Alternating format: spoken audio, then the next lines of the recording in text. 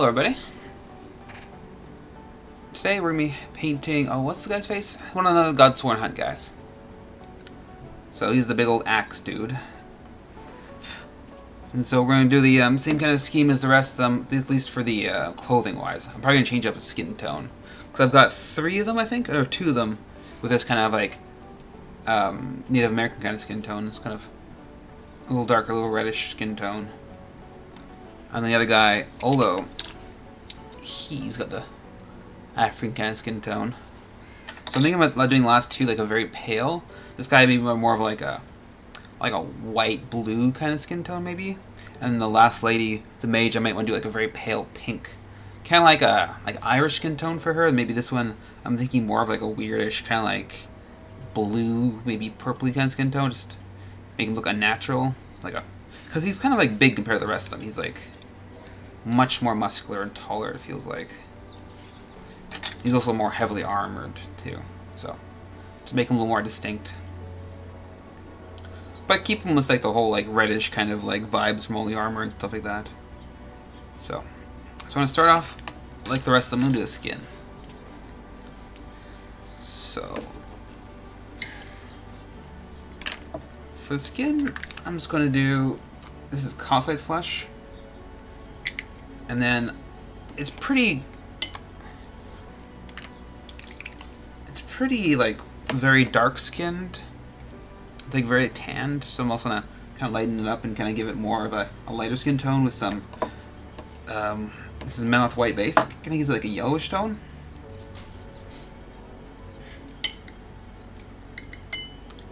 And so you can kind of see what it looks like.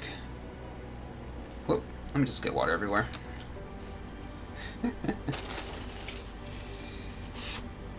Okay. And then I want to give it a bit of like a bluish base. Purpley base, maybe. Let's make it blue.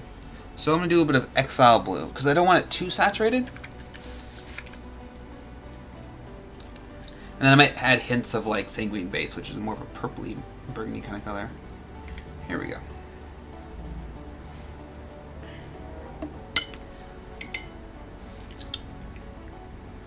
So I'm just going to add a little bit. I was kind of giving more of like a grayish kind of tone, which is just what I want. So I'm looking for like a kind of like desaturated, kind of like sickly kind of tone, like unnatural, because you guys are worshippers of chaos, right? So just make it look a little more unhealthy than usual. Because he's probably big and swole because of his allegiance to the gods. Changing him up. Alright, so this is what it looks like.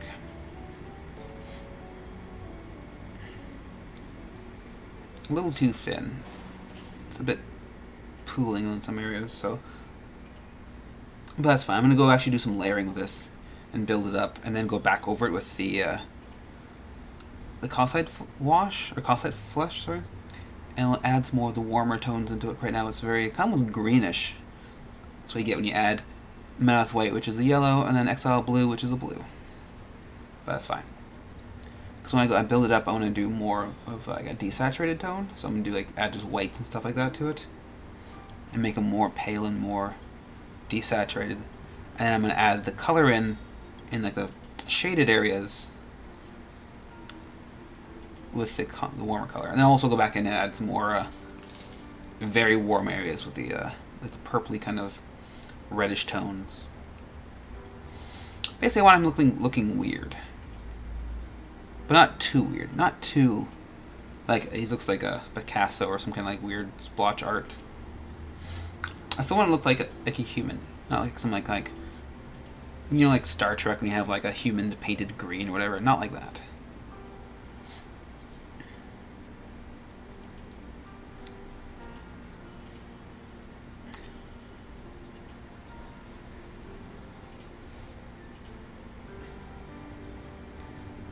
Okay.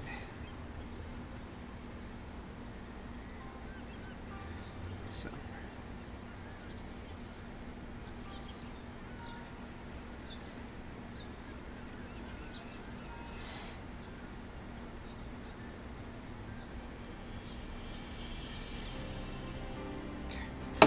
Now I'm going to go in and start highlighting a bit. Add some layering with some moral white, which is like a pure white.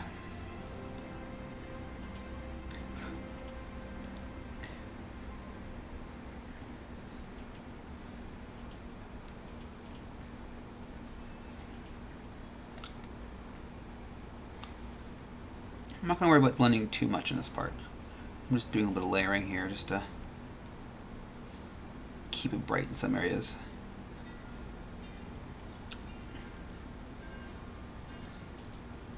Maybe that's like a vampire skin tone I might be going for, but a little more warmer than that.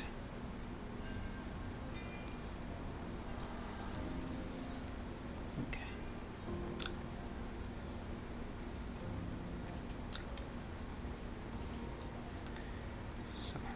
So what was his name again? It was like some kind of like Grundann Blood-Eye.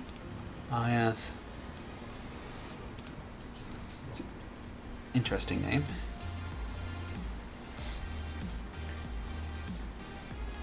Grundann Blood-Eye.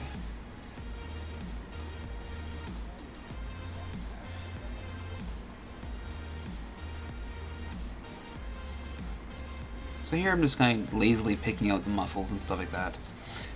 They'll get a little more definition once I go in and do some shading. I'm just trying to lighten the areas that should be lightened, basically. Kind of desaturate them. And maybe pick out some details or two, like some of the muscles that maybe are raised a bit more than the other ones, and like his knees, for example, just little things. So right now he looks like a weird, like almost like a zombie, you might say, which is kind of cool. But I don't want him to be an actual zombie, because that's not the effect I'm looking for.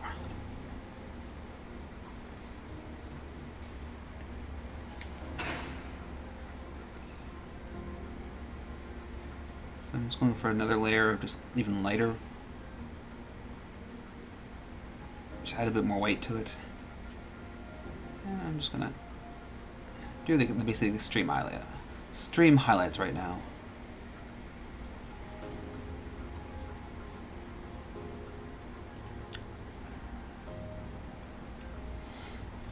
And then if it really has a terrible skin tone afterwards, because I'm just playing around, I'll just add a bit of flesh wash to it.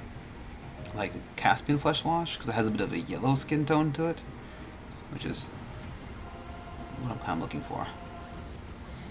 Because I don't want him really warm, I want him more of a pale, cool color skin tone. And so the yellow kind of will work for that, will help tie it together. But I really don't want to do that. I want to just try and make him look nice without using a flesh wash.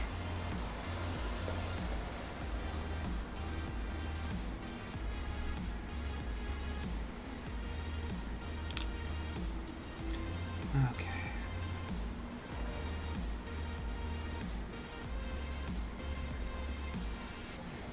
So make sure his knuckles are all highlighted. Go back over with a bit of like maybe sanguine base and just make those knuckles a little more pinker.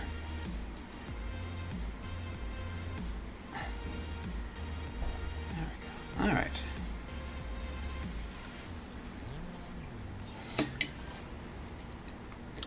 So that's about as far as I'm going to bring him for skin tone. Let's see. Hey, it looks pretty much gray, doesn't it? But that's fine. So instead of doing just a straight Concyte flesh, I'm going to add a bit of the blue, Exile blue into it. Not too much, but just enough to give it not like a really warm tone, more of a cooler undertone. And then, so I'm doing some two-brush blending here. I'm just going to find a brush to help with that. Get that brush nice and wet.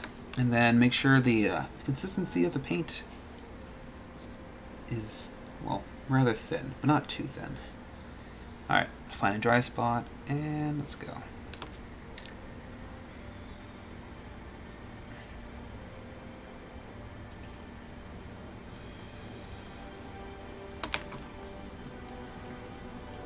Okay, that might be a little too warm, so I'm going to add more blue to it.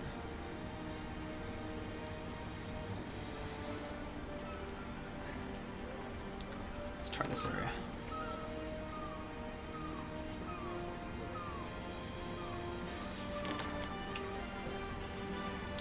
So this is more of the skin tone I'm looking for. Just this weird kind of palish, very cool colored guy.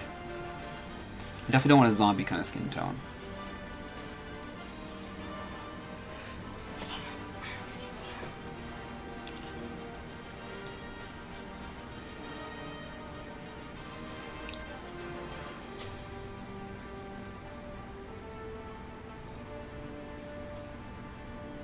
And so just a little bit of the Exile blue just really helps kind of give it a unique skin tone.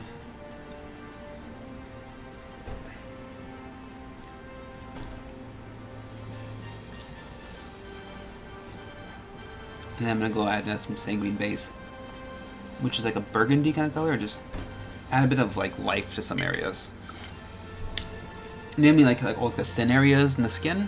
So like knees, nose, knuckles, elbows, just a little bit of life, just to make it so he's not like an actual zombie. I want him like all pale and kind of like... He's a champion of the Chaos Gods, right? Make him look like he's been unhealthily influenced by them.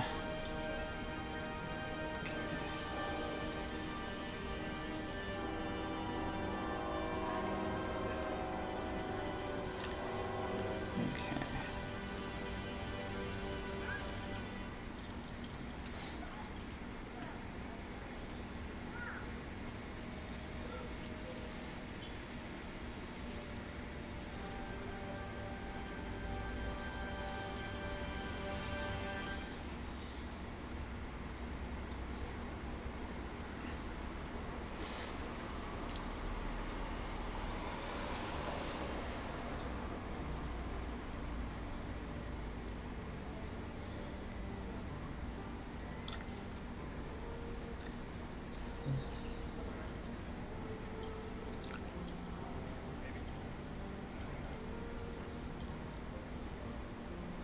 Okay, a little too warm.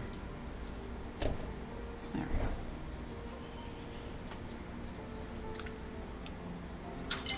And so if I want to do like even darker recessed areas, like say under his armpits, I might even just go add a lot more blue to it because it's a very dark color compared to the skin, the calcite flesh, so I might just use that instead of adding like black, for example. Because if you add black, it'll kind of desaturate, because black has no saturation in it. White and black desaturate colors. Well, the blue will darken it, but it'll still keep the saturation up.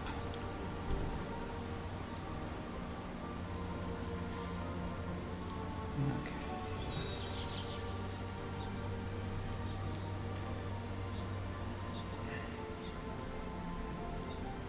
Because even though I want it to look kind of grayish, I don't want it to be actual gray. That's what the black will do. That's why it's not really recommended to add black into things. Unless you're doing, like, for example, like, inorganic things. So, like, cars, robots, whatever, guns, like, they don't really have the same kind of, like, color palette and color shift as, like, fleshy things, right? It's all fake.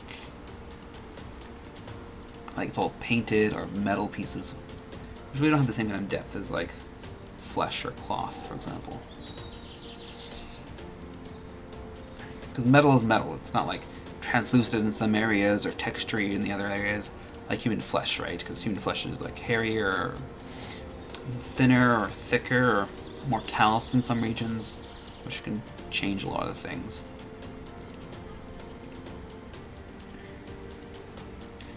Okay.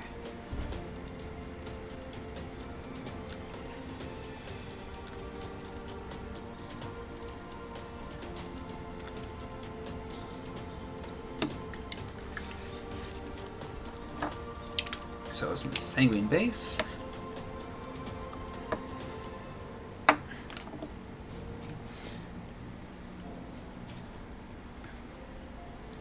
It's rather dark, so I'm going to do very, very thin layers for this part. I think my camera might be a little too, it's not zoomed in enough. What do you think, Kat? Yeah, you could zoom in a little. Yeah, okay. So let me just find that. Where are you?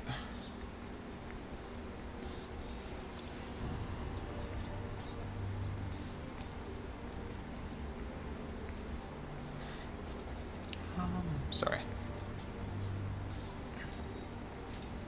Here we go.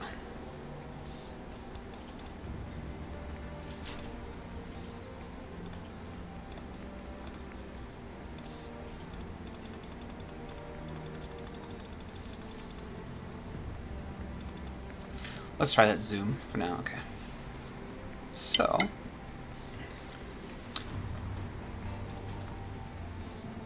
yeah, he's still looking quite pale, which is exactly what we want. But here I'm going to add a little bit of life back into him, the same base. So let's just do his knuckles, because they're probably dry enough. Just adds little hints of like red. But it's not like a real red. It's like a burgundy, purpley kind of. See, I find if you use like a cherry red or whatever, it's just way too strong and doesn't look proper. And so this is more of like a almost like a dried blood kind of look, and it really helps kind of sell it a bit. So I'm just pinkening up some areas. Let's do his elbows.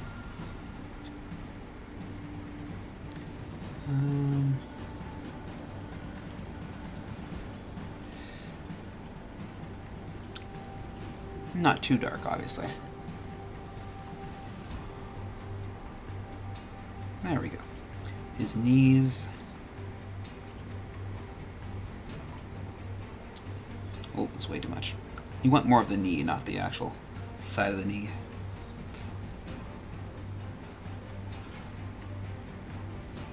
There we go. I'm even doing his nose a bit.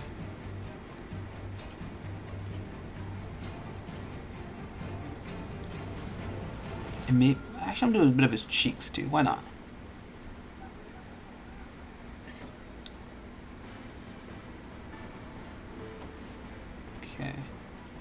So then both his knuckles, his elbows, his knuckles. So that's about right.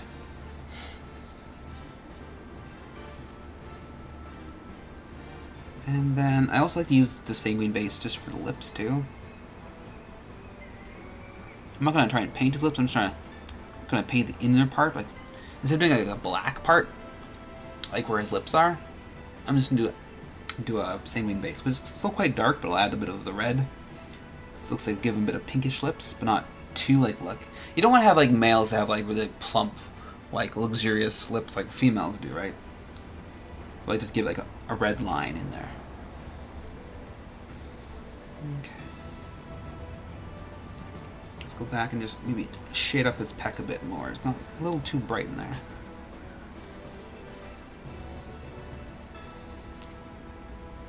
Okay. And let me just blend this a little better here. It pooled a little funny. Now I gotta fix it.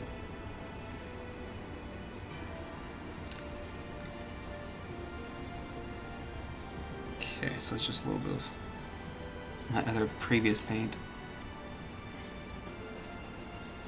Reclaiming some areas where I darkened it a little too much.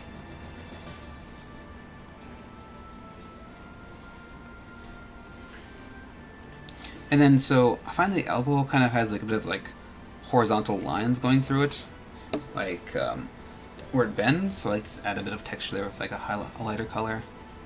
So let's do this one.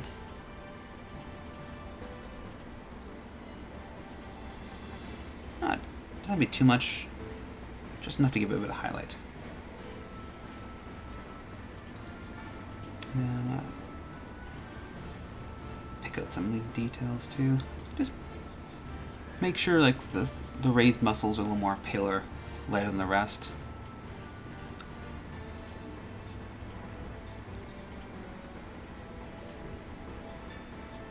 There we go.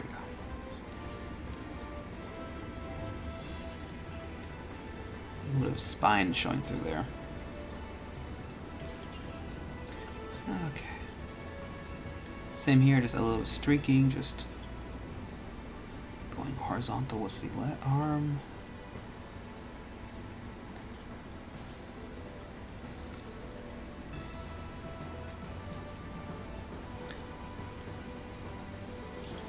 Also reclaiming some of these lighter areas in the muscles. And then, yeah.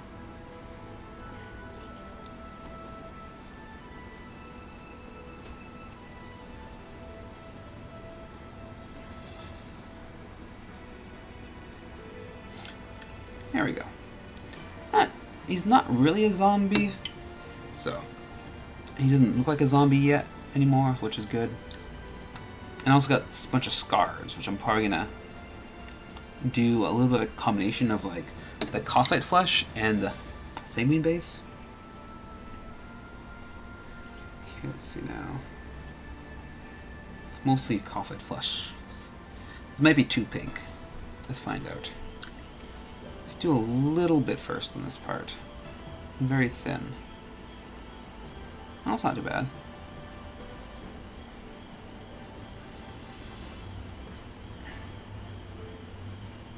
I kind of like that.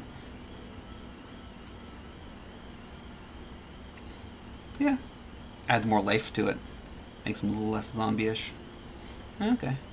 Yeah, alright. I thought he had more scars, but I guess the only one visible is his leg one. Let's add a little more highlighting to it.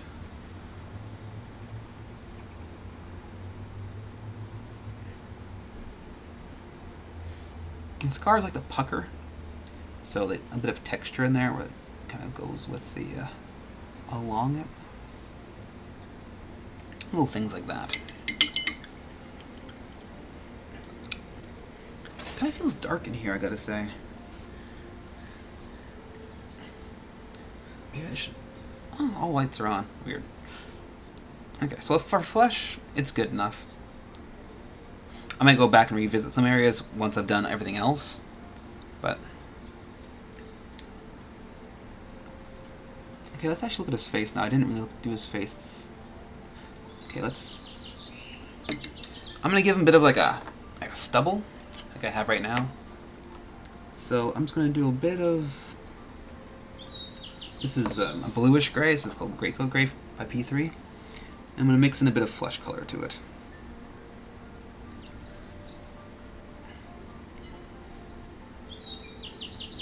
Okay, maybe I did too much.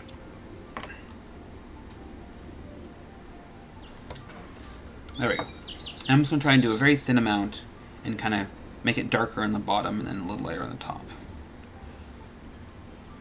Okay.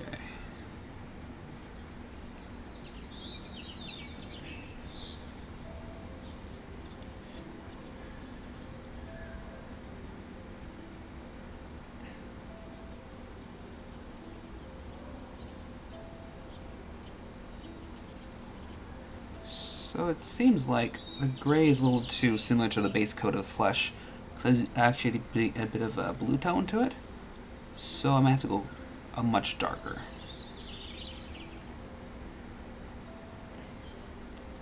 Well, which is fine. Let's actually add a bit more blue. I'm going to add some Exile blue to my gray. See how that turns out. I'm just going to add it to like the deeper recesses in this guy's face. Just make sure it dries.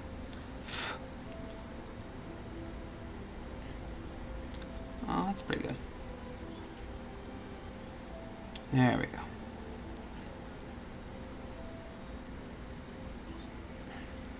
Now it's got a very much blue underbeard, but I'm going to go back and do a little highlighting with a more desaturated flesh color, and it'll get rid of some of that saturation, and so it'll look less blue. Because I really want to highlight the top of his chin and then the top of his lips area.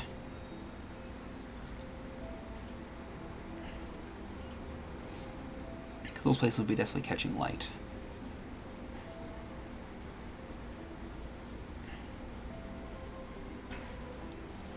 This is bringing down the saturation of the blue, which is in turn making it a little more grayish. And here I'm not trying to make it like too smooth. I'm just trying to add a little chunkiness to it because it'll add the stubble kind of effect. There we go.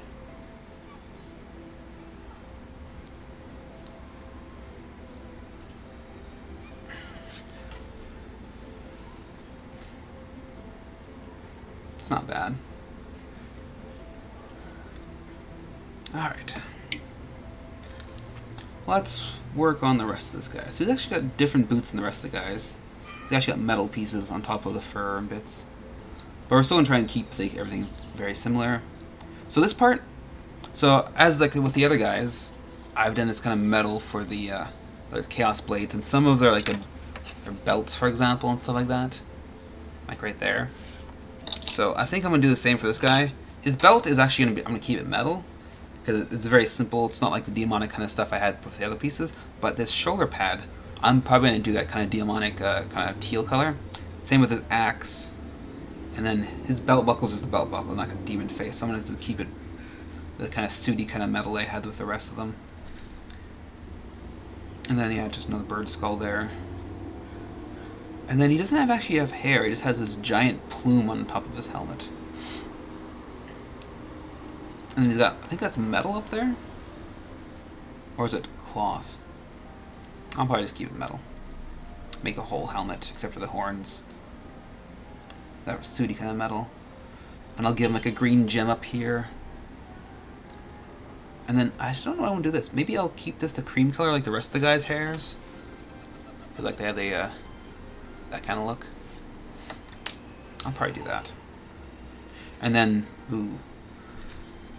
Yeah, okay, I'm actually going to make this, he's got a bit of fur underneath this shoulder pad, I'll make that black as well. Same kind of black as his booties. The horn, though, I might keep the horn a different color. Or I might make it the same color as the teal on the demon armor. Anyway, let's base things out and see how I feel with that kind of scheme. So, with the other guys, I was doing the boots and their Speedos. This kind of desaturated reddish leather color.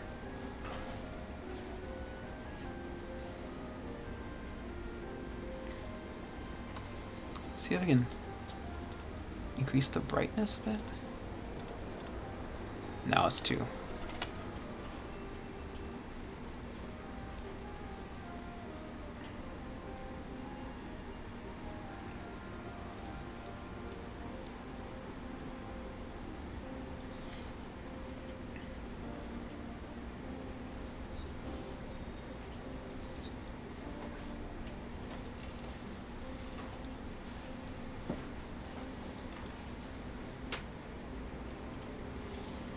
So this part I'm just going to block out all the colors. Like, I'm doing the red currently, and I'm going to do the black on the guy's furry bits, as well as some of the armor pieces too. And then the leather and stuff like that, and see how I feel like about the non-standard parts. What colors I want for that. Because I'm thinking of keeping this guy's handle, the kind of green leather I did for all the other straps. But that might change once I've done the rest of him. All the blocking out parts.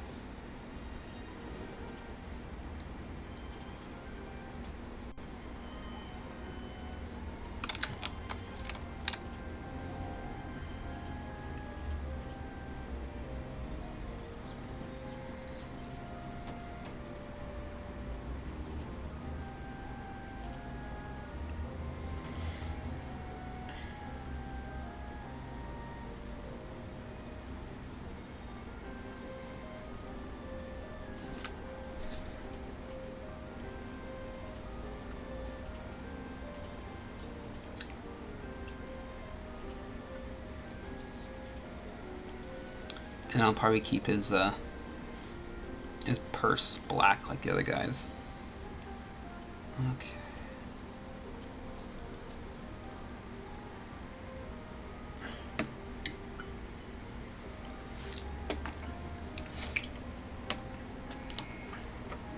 Oops. Missed a spot here.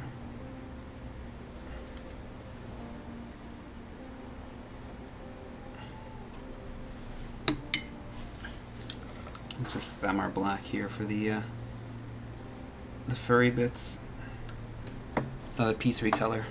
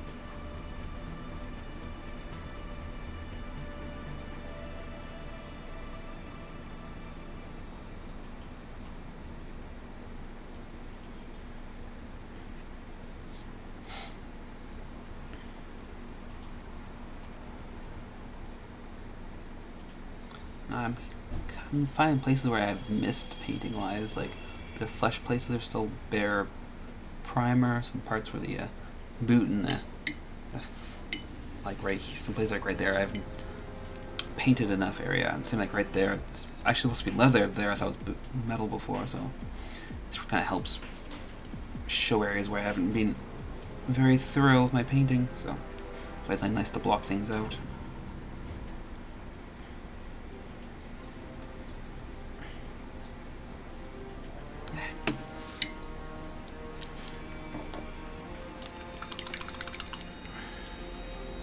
This is a Cricksbane base. This is all for the leathery bits, like the straps and buckles and stuff.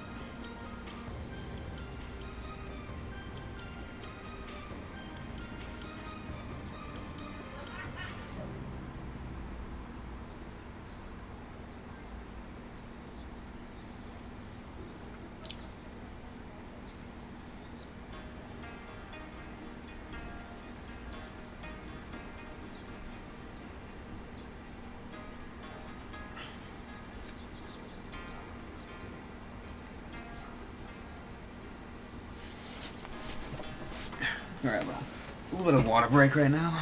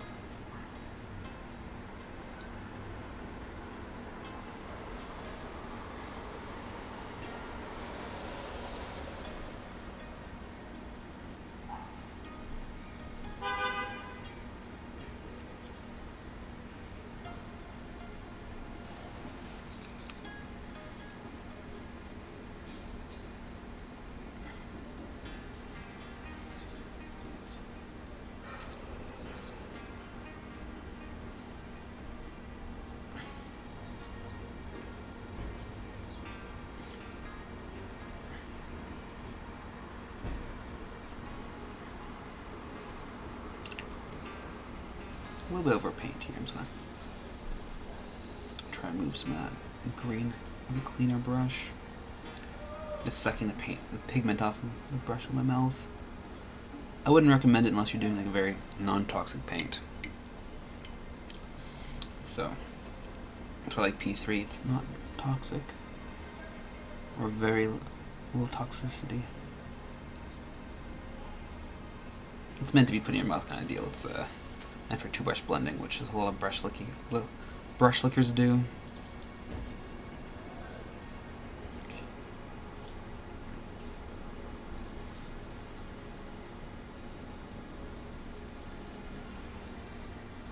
So, almost done the green. I'll go back and finish up all the black and then the red again to do some touching up. Give it a solid base coat.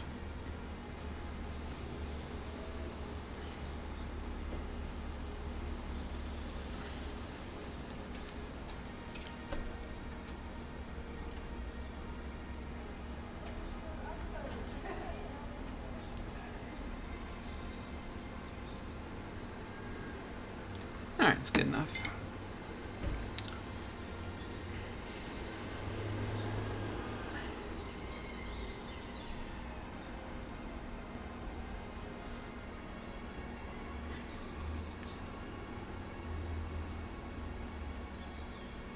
Here I'm just making sure it's got a very solid base coat. I'm going to be doing layering on this thing, not two-brush blending, so I gotta make sure this Actually, pretty much any kind of model, I like to make sure the base coat's very solid and smooth and not chunky.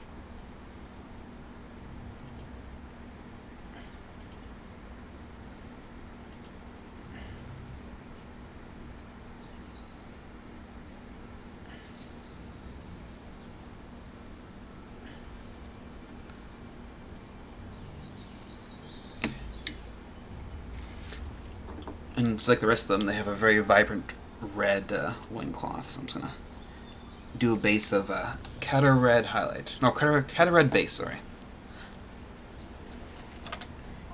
Cata Red highlight's a very orange color, which I'll be using to highlight it. It's definitely not red.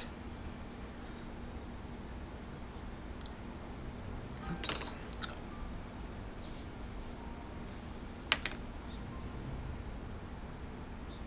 A little bit of overpainting there.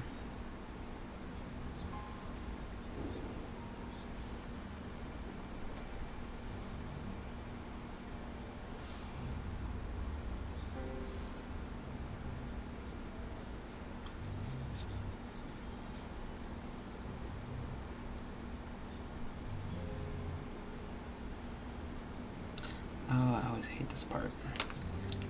It's a good way of screwing up her legs. Okay, now back to the black. All the buckles and belt bits.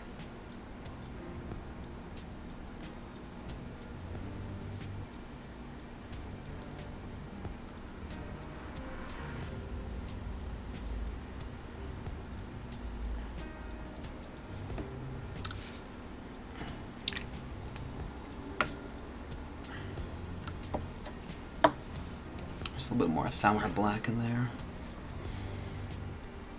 I'm actually going to make this part metal as well, but I'll keep the blades kind of the teal part. I think it's way, this blade is just way too big to be all pure green, teal kind of chaos metal. So I'm going to change it up a bit.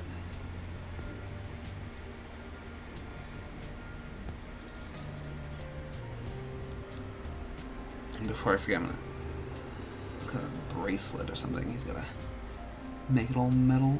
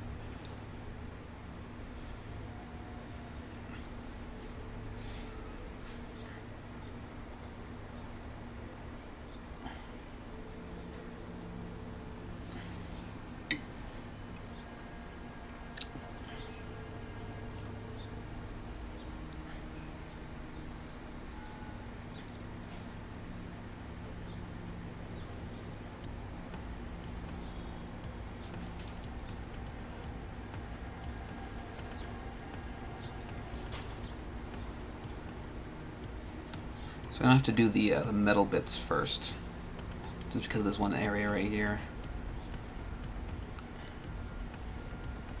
So I feel like if I do the green leather, and then the metals, I'll just screw up the leather parts when I'm painting in this guy's belt. So I'm just going to have to do it like that.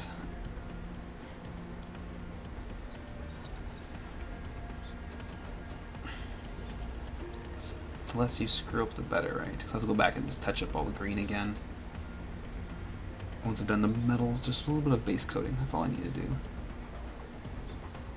won't be blending like if I wait until I do the green first and then the metal. Got a lot of blending things back and make it the texture proper. I like to do the green and all the red leather parts is very textury, very worn, scratched up kind of leather. I feel like the camera could be a little better.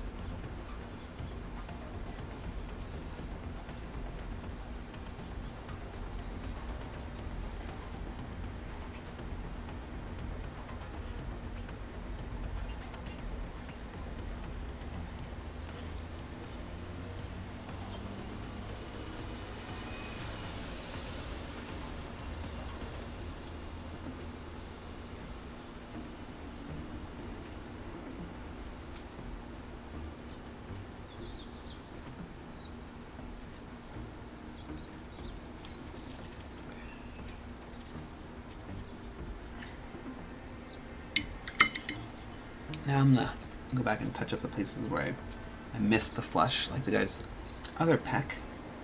And the under part of his arm I forgot to do.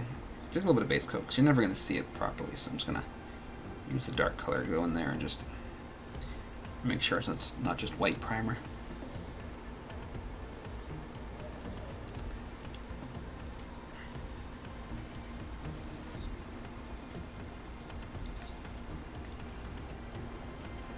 There we go.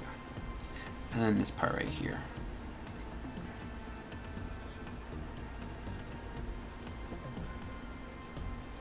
Perfect.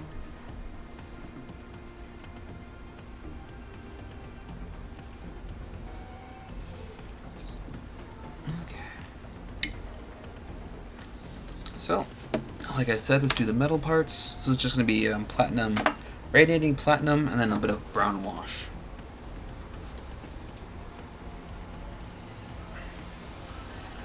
Oh, I forgot something. I forgot the back of the axe.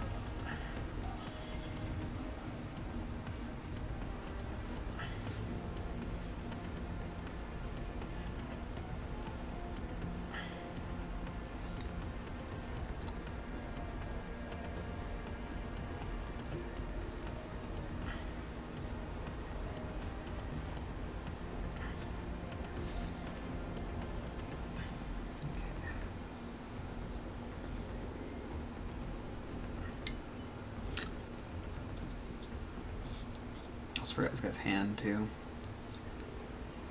Another part you're rarely going to see, so I'm just going to base coat the dark part and come back to it. There we go. I might go back with a black wash and just so the details pop a little more, but I'm never going to go back in there and highlight it and stuff like that. It's just a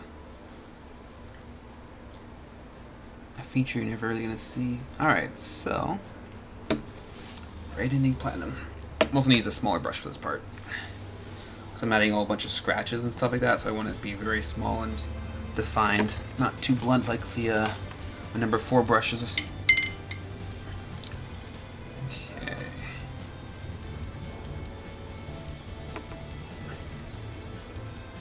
Also the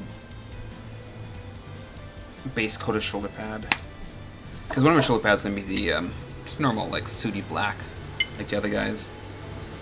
I'm trying to keep all the demonic areas that kind of teal color. But like this is very much like a very crude beaten metal. Not like a demon kind of apparel on his other shoulder.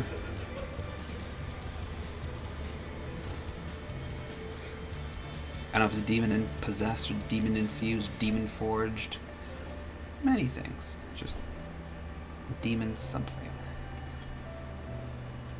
I'm just trying to keep all the things that's of that kind of nature in the same kind of tone.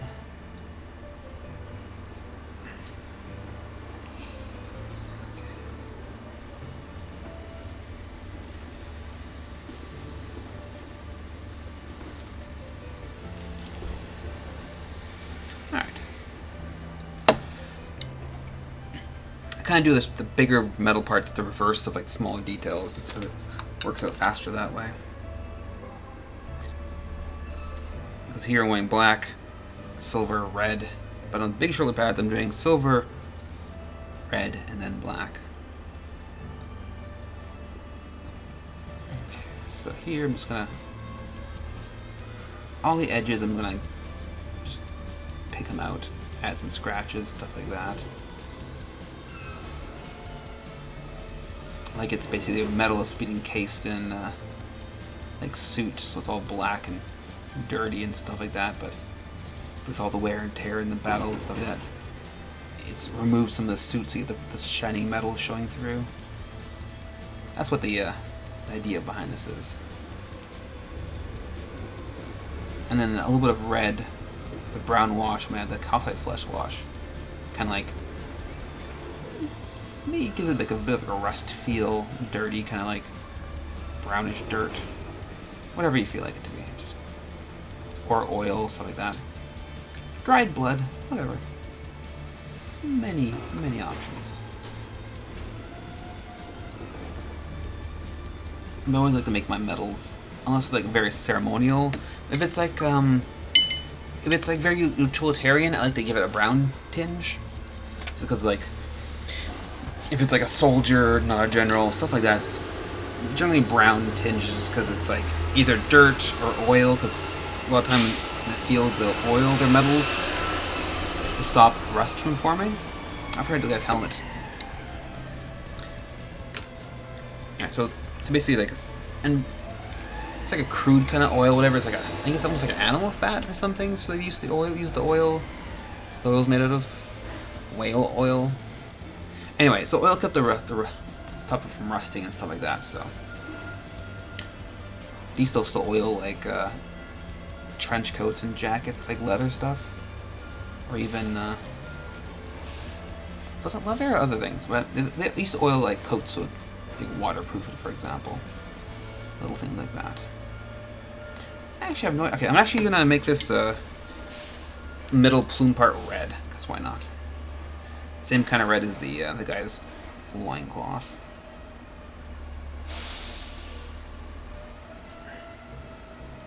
And make those studs metal.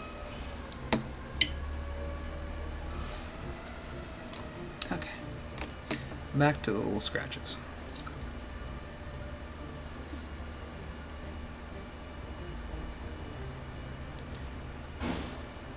So yeah, so the brown hues just because it could be like dirt, rust, oil. Because rust is like a reddish brownish kind of color.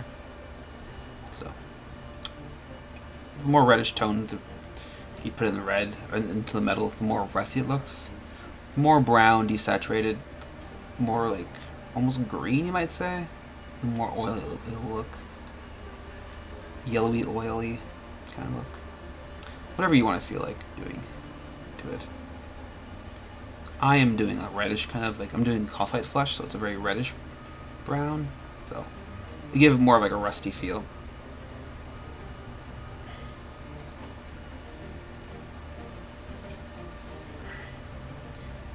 Because I think these guys are very unsophisticated and uncaring about a lot of things, so I'm pretty sure they don't give a shit about their equipment. Looks like a lot of it's salvaged and stuff like that, and I'm pretty sure their demon forged stuff probably doesn't rust or whatever, tarnish very easily, so you don't have to worry about that kind of stuff.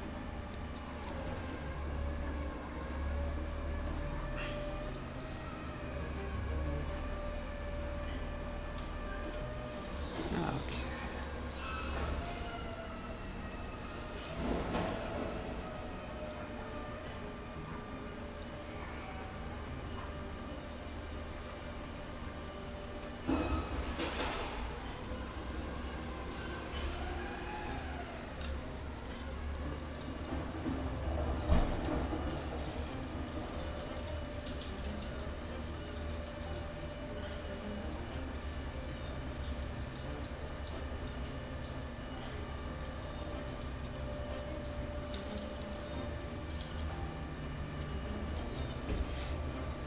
I almost forgot this guy had metal booty parts. I can't forget about his booties. Okay.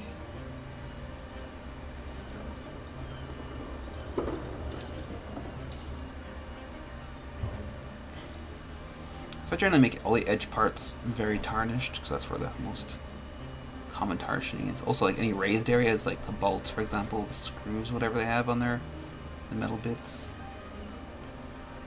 Try and keep the recessed areas very dark.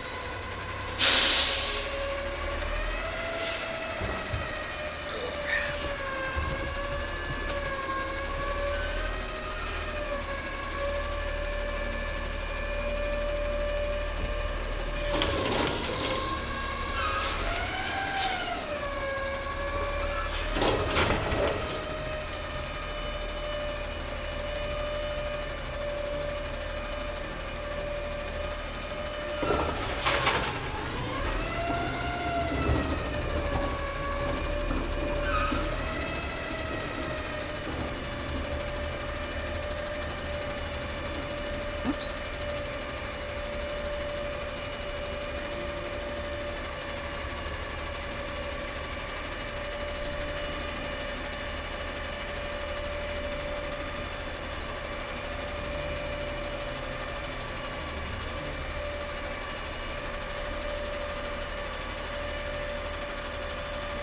I'll take all the metal pieces.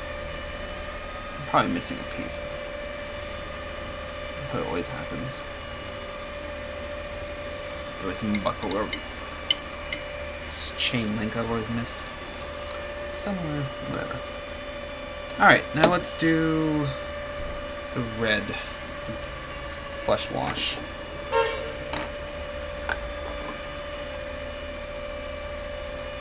Here we go. So just use a bit of straight calcite flesh wash. No mixing medium.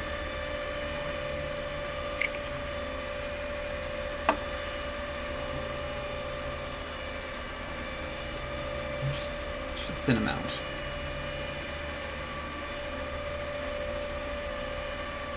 Just add a bit of a brown tinge to the metal.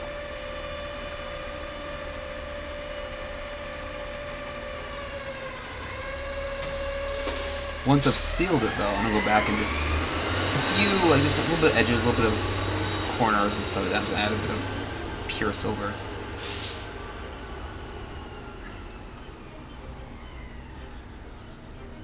And it'll give it a really high contrast sheen to it. Because if you add the dull coat, all this metal is gonna go away, all metallic reflective feels, and it's gonna be gone. And look like more of a non-metallic kind of feel. But then you add a little bit of like specks of like very like recent like scratches, which is what you're doing, adding the metal after the dull coat. It kind of helps bring it to life.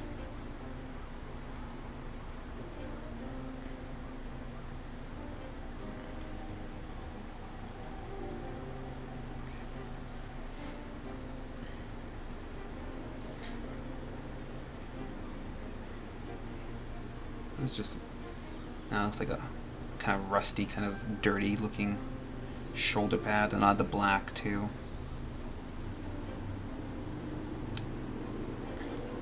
Since this is a huge piece, I'm gonna have a lot of silver on it. Also, don't want this stuff to pool that off that much, so I'm trying to remove all the giant pools of this stuff. There we go.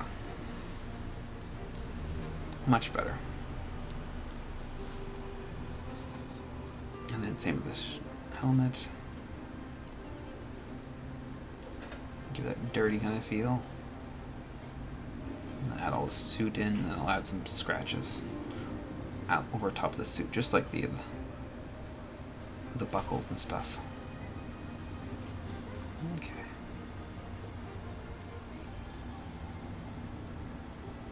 But it will be a little while, so I'm gonna do something else while I'm waiting for this to dry. Okay. So let's Let's do the red leather parts.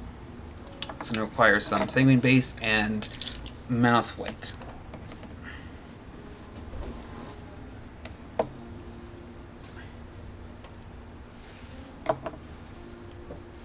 So, intentionally kind of giving it like a chalky kind of feel, because leather is like a kind of a relatively reflective material, so it's like reflecting like the sun and stuff like that. It's not transparent. I will go back and add a little bit of saturation, but not too much. I'm also going to give it very scratch, battle damage feel, which is on par with the rest of his equipment. And all the folds and stuff like that kind of going with how the material is going. So not really smooth blending, it's all just like scratches and folds, basically. Not very subtle. That's what I'm going for. Just battle damaged, worn material.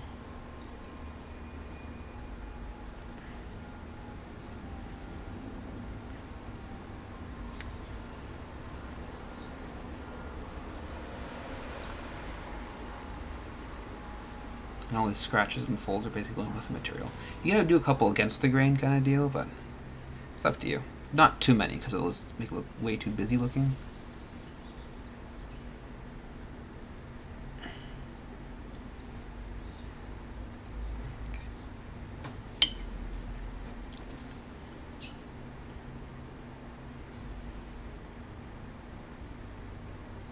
Okay, and just adding a bit more mouth white to it, so it's even brighter, and then just gonna add some more highlights.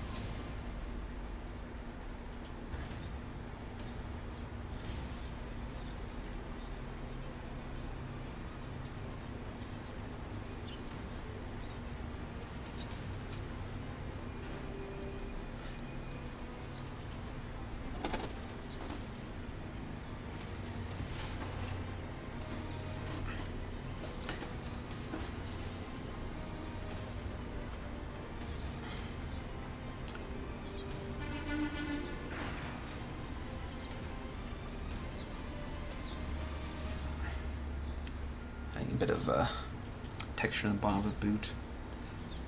Kind of have the just striations that go with the how the guy's foot bends, right?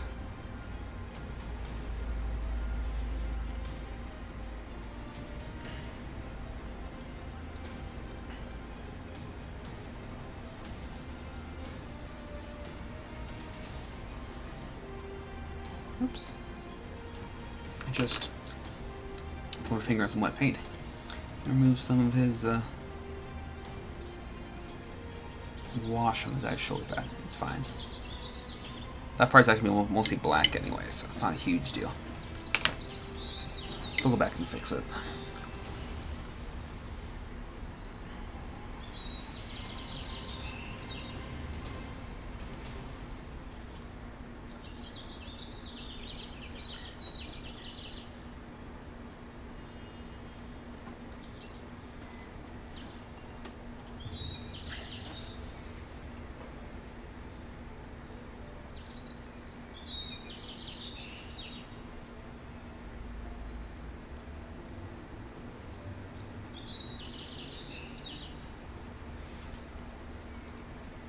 Okay, so it's a little chalky looking. I'm just gonna fix that right now. Go back with that sanguine base, and just a very thin amount, just resaturate some of the recessed areas. Let's use a less finer brush, because I don't want to wreck the tip of my other brush. There we go. Just add a little more pink to it. And then once I've added some more saturation, I'm going to add some black wash to it. But I'm going to do that a little later, because I'm going to do the black wash at the same time I do the black wash on the guy's like green leather parts. So I'll just do that together. Kill two birds with one stone, as they say.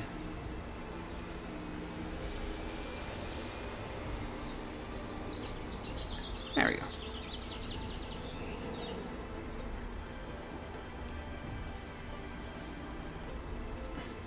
He's getting there.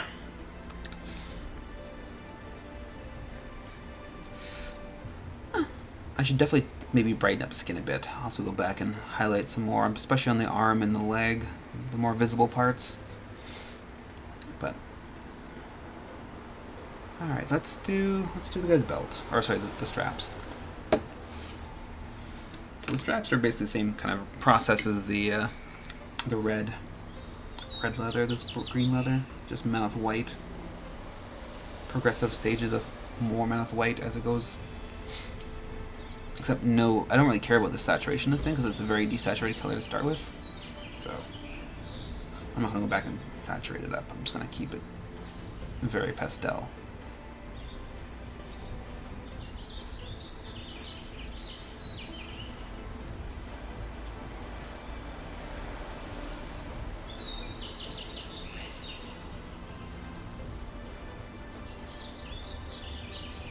It's a loud bird. I don't know how loud it is on the mic, but Jesus. That bird is pretty loud. Yeah. He's getting his groove on. Okay.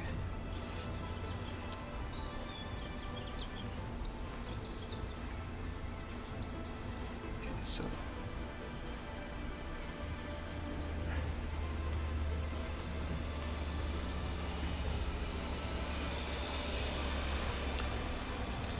A little bit of edge highlighting, then going back and just adding some scratch marks. And some very heavy scratch marks towards the brighter areas. Because I'm not really trying to make like a smooth blend, I'm just trying to make it like a progressive scratches, making it brighter. Give it a textury kind of feel.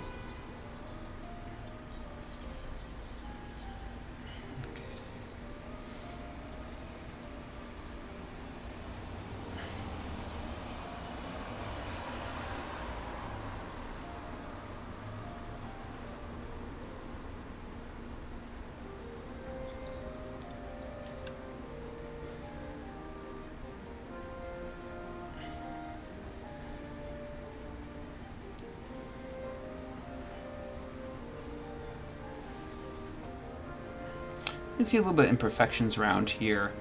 I'm not going to worry about them too much. I'm going to go back and maybe fix them up with the black ink, because hopefully that'll fix it. If not, I'll go back and just with the green. But my plan is it'll just fix itself nicely with the ink. But I could be wrong.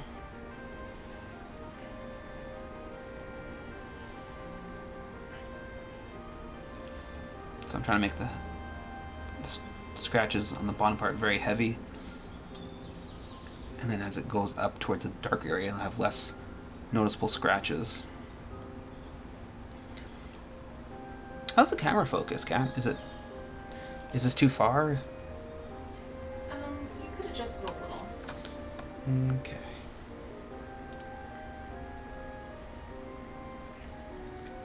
How's that? Yeah. Okay. Okay. More Mammoth white.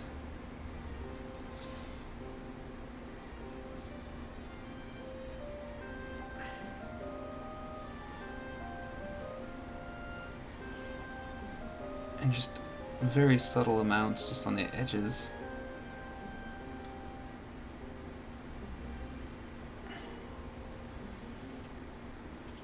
Very upper edge parts.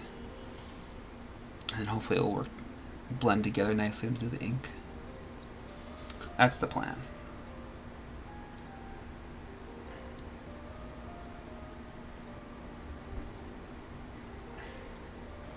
As well as also use the ink a little bit to add a black border between the leather and the flesh, where it needs it sometimes. Leather straps and the flesh is what I'm thinking of.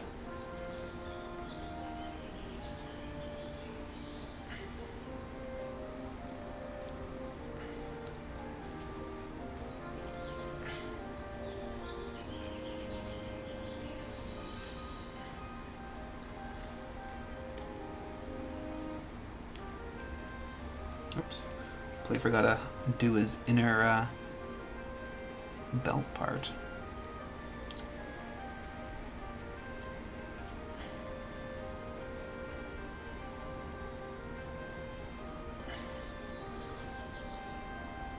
So the belt kind of like bows in the middle, so I'm kind of like having the predominant lighter areas, the top and the bottom. And the middle part's a little more bowed, so it kind of has less light hitting it. So that's why I'm trying to do the top and the bottom more.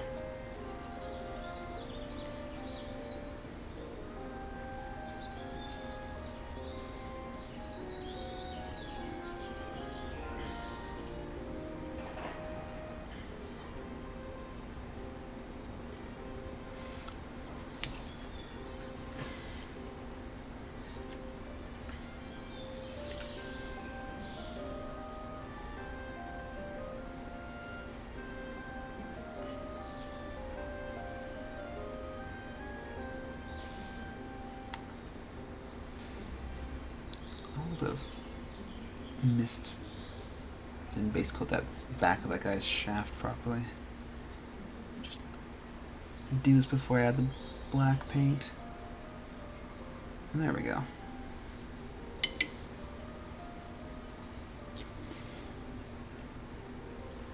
So I'm actually gonna just do one more layer of highlighting on this green area. So instead of adding more Mammoth white, I'm just gonna add Moro white to it. And just a little bit. Mostly on the front part here.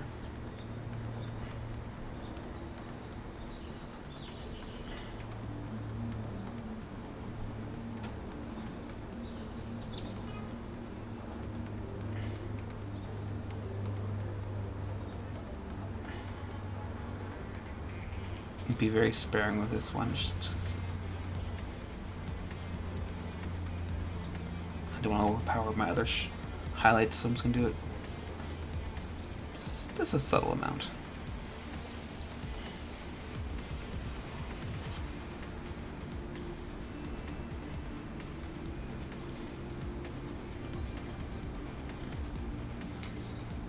Okay.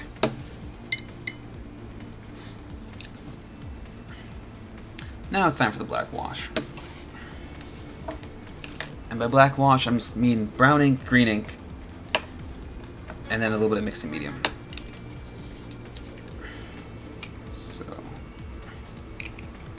I find the green and the brown ink mixed together turns out a very nice kind of black.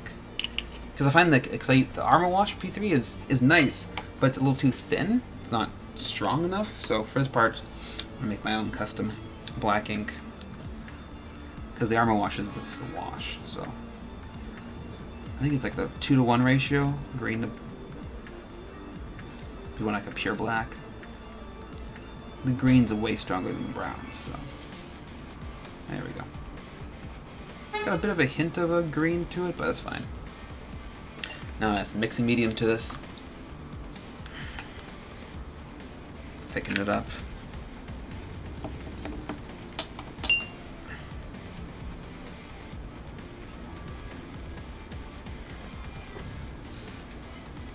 I'm just gonna slobber it on the boots.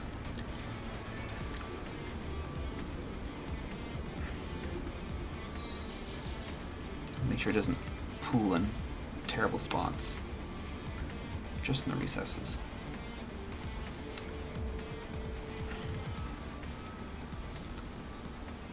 There we go.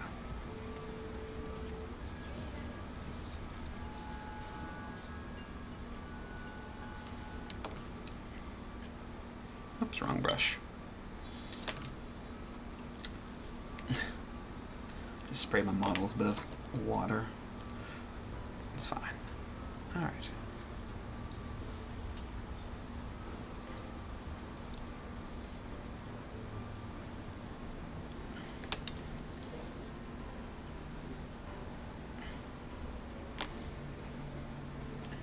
When I do all the belt buckles and stuff, I'll use a finer brush for that part. Alright, so hopefully this wash makes this shaft look nice.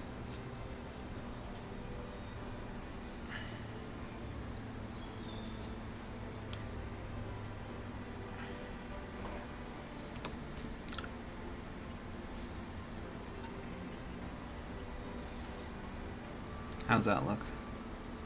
I tried it okay.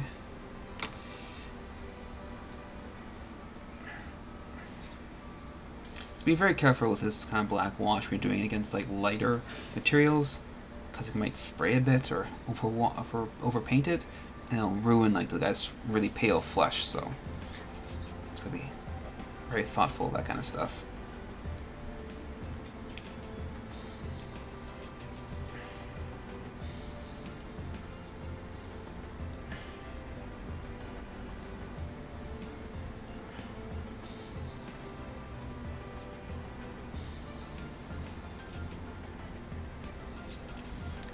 Okay, let's even do his red loincloth. Because most of it's just hidden behind the metal pieces, so I'm not going to worry about doing it a good blend on it. I'll go back with the pure red, but I'm not going to like... Because the other ones I used the sanguine base instead of a black wash. I'm not going to worry about it for this guy. There's just too little of it to really matter.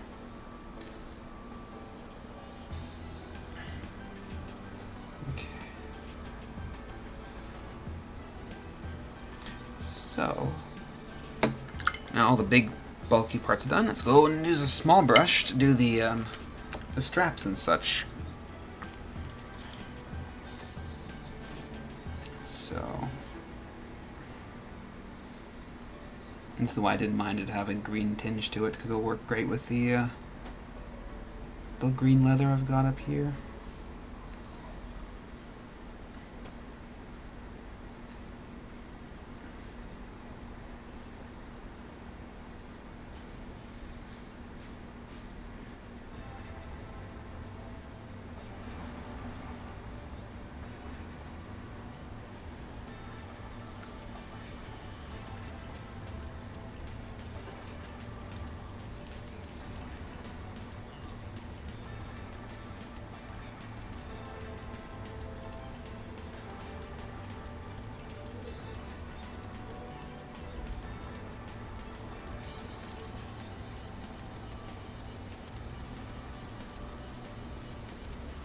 Way too much on his eye. I just want a little bit to darken that area up. I didn't want to drown his eye in black. Okay. So, before I change out my palette, I'm just going to use the rest of this black to do the shoulder pads before I forget. I'm just adding like this suit kind of effect to it. Kind of have it concentrated in the center, then have it kind of blend, fade away when it gets to the edges.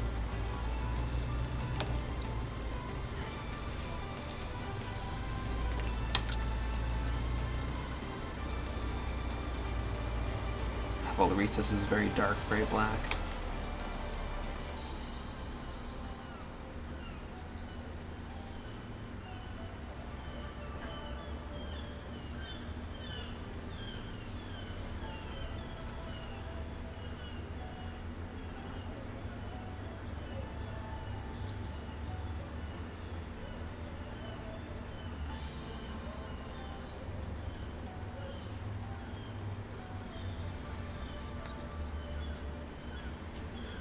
Can't forget the guy's helmet, too.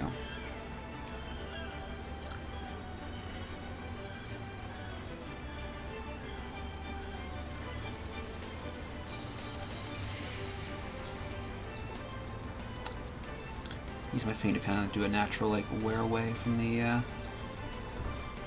more exposed parts. So that's basically how the suit get worn away, just like that. All the places where my finger isn't touching, the suit's gonna build up and stay. And where my finger would be touching, natural wear and tear would remove the suit. Okay, I'm gonna darken it a little bit, just in the edges. I did remove a little too much. There we go.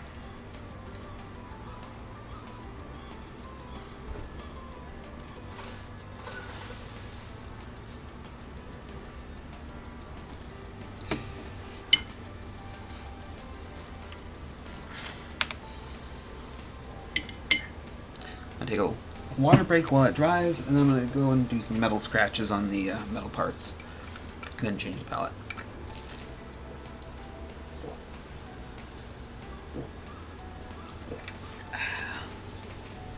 Alright.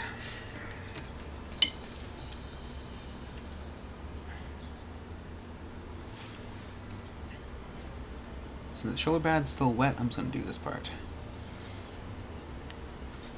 Just add some scratches.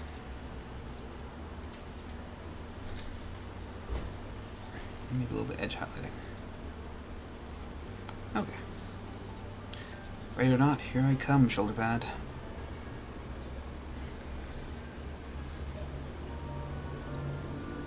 Do you like that one?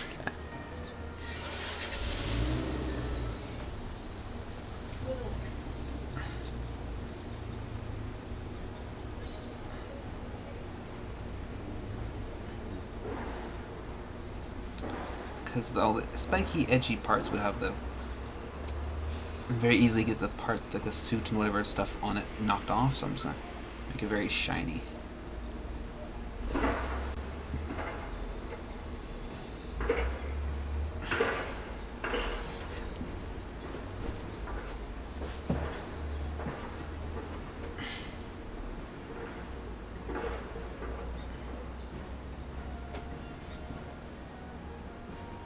And even add some different shaped kind of scratches too. It doesn't have to be all like bladed stuff. It could be like it like falling and hitting like a rock, for example. So it'd be not as sharp and more like a blunt kind of thing. So lots of things you could do.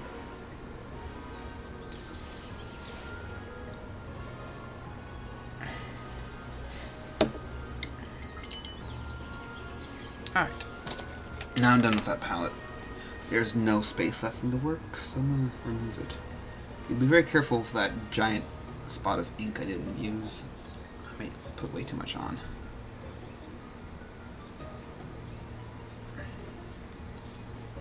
Okay.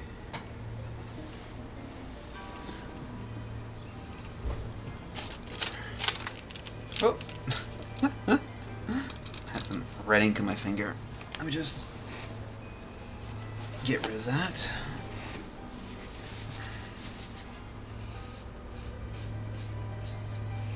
That's fine, because I'm mostly going to be using this part for the blade, so it's just basically 3 colors. It's going to be turquoise ink, black, and white.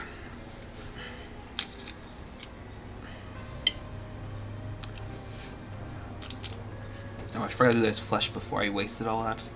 Whatever. Should be easy enough to figure out how I did the flesh. Because I wanted to highlight the arm and the leg a little more. That's fine. Okay, so black, white, and teal.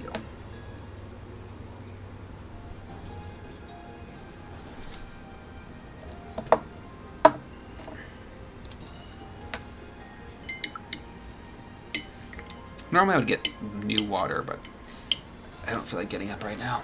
Because my water currently is, well, very brown. And probably has bits of metallic flakes. Not so great for non-metallic items. But whatever. Just power through it. And then, wherever my sneaky teal went.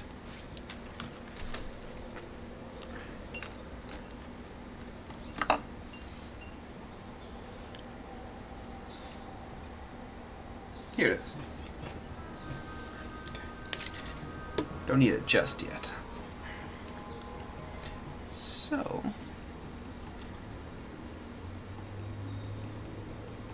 let's do the black.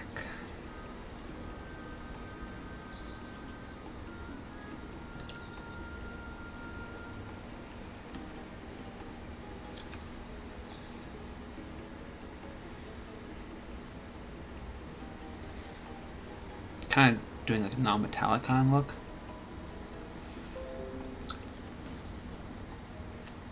And so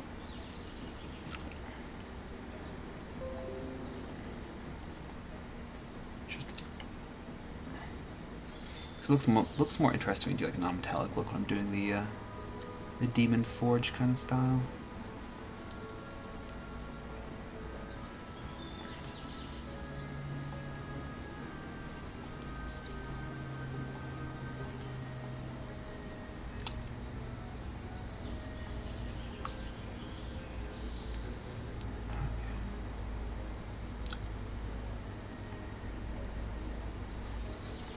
I'm also doing it kind of crude, just because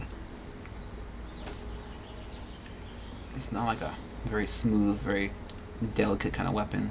It's like the Demon Forge or whatever, right? So it's just making it all nasty. Not very nice, so. Harsher, more sharper tones, the more nasty it'll look or feel.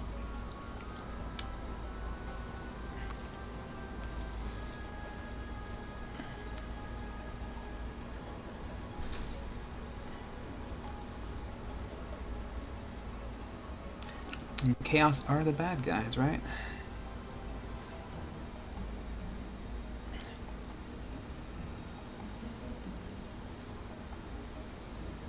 So I'm just doing this pretty fast. Just because I want it to be nice and harsh and jagged.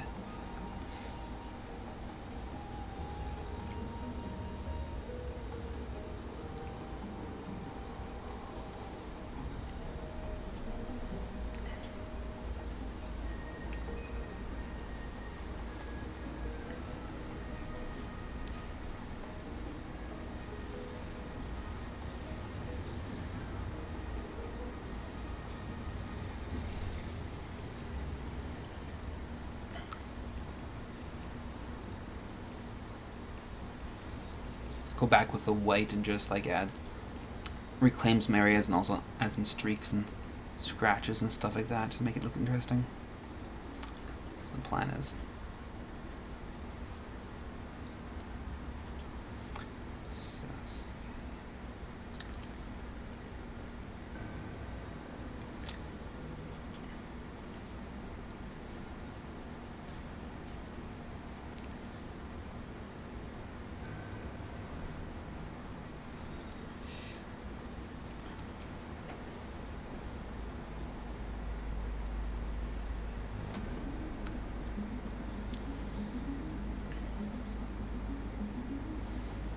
Same with this demonic shoulder pad thing. But I'm going to do some rather lazy trick for this part. I'm just going to use my finger to remove some of this area. Like a reverse dry brush. I'll go back and blend it again better with some thinner paint.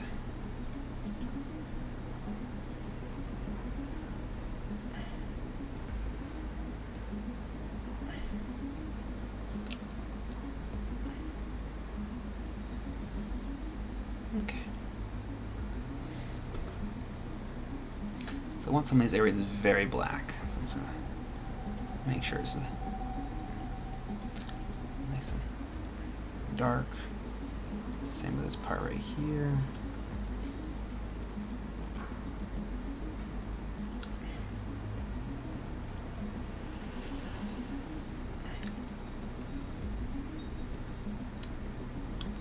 But I also want it to be a little lighter than what it normally would, just because I'm going to add the teal to it, which will darken it. So overall I want that to be a little lighter than what I normally do for like a non-metallic kind of approach.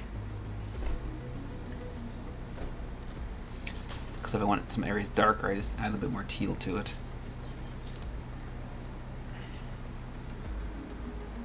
Because I want like this under part of this axe very black and then fade to like a white.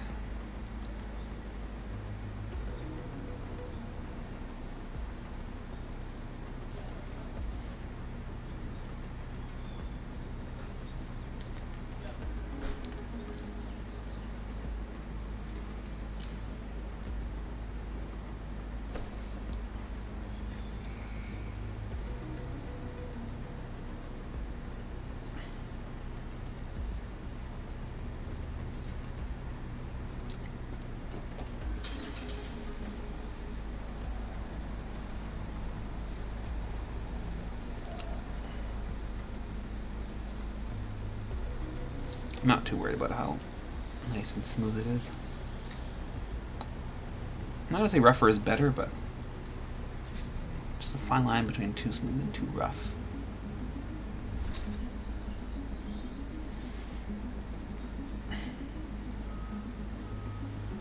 It's more like blocking it out, basically. Getting a feel of where I want the light and the dark to be.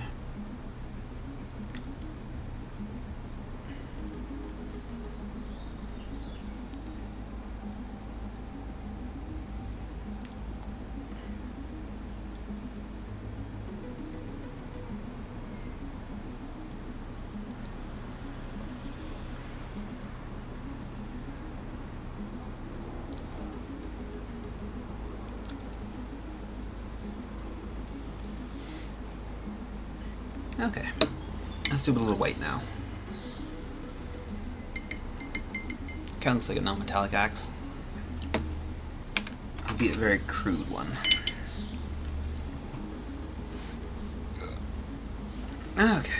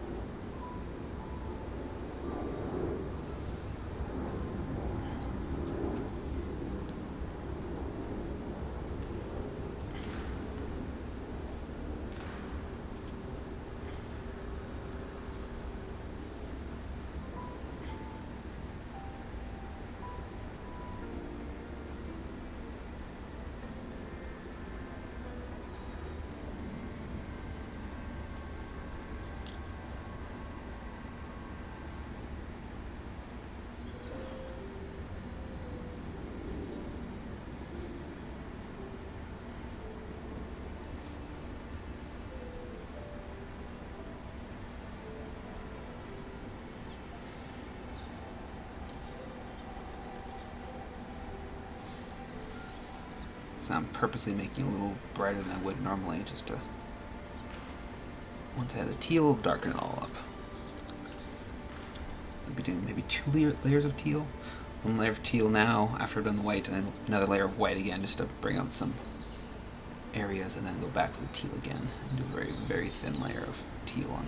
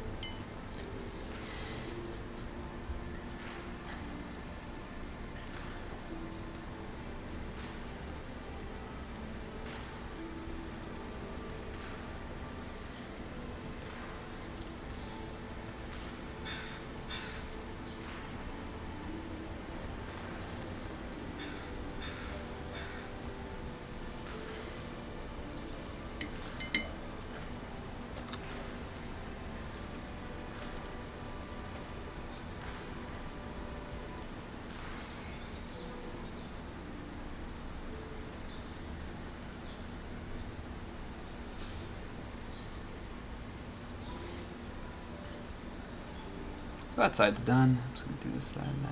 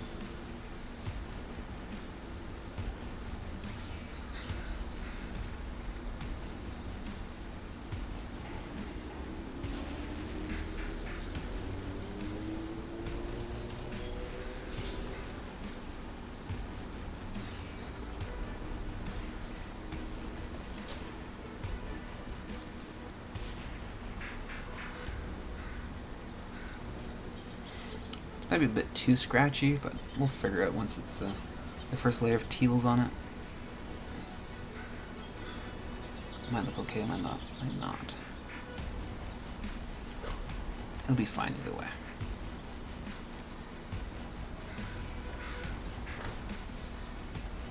Do a Bob Ross on it. Happy little accident.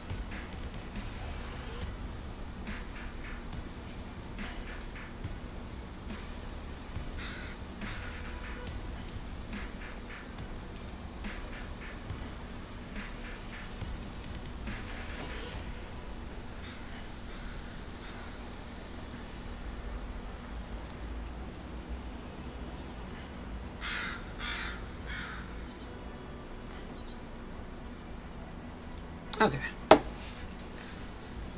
Let's try some teal now. Turn this non-metallic axe-looking thing into this kind of demon blade-looking thing.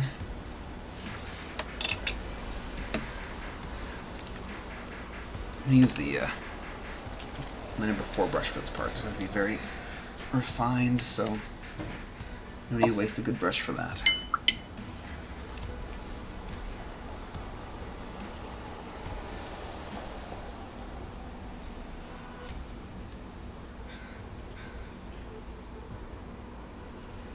You want thin, you don't want it like pooling. Pooling will ruin the effect. So just doing a very thin amount.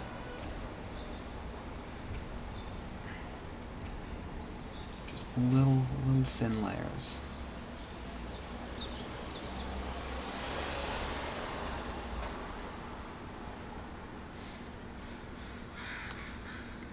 So,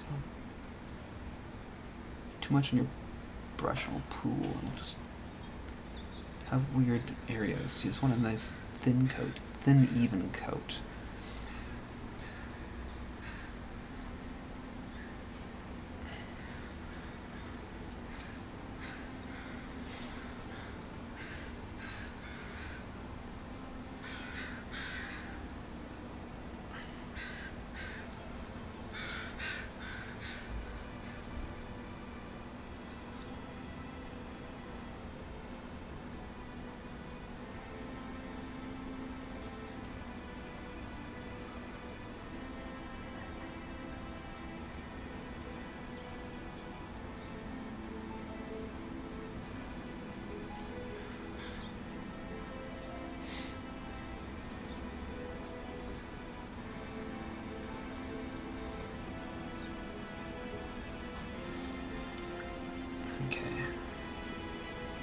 Not looking too bad now.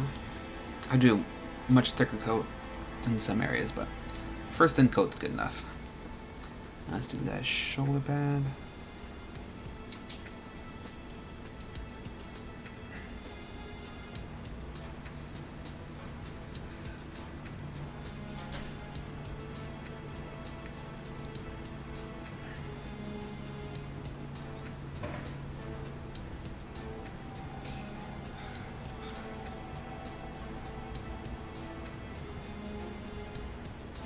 Okay, let's go back to the axe. Should be dry now. Just add some thicker ones, thicker layers, basically.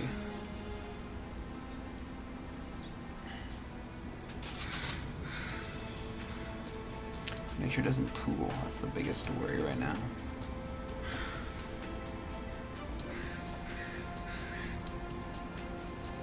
So it's pooling a bit there.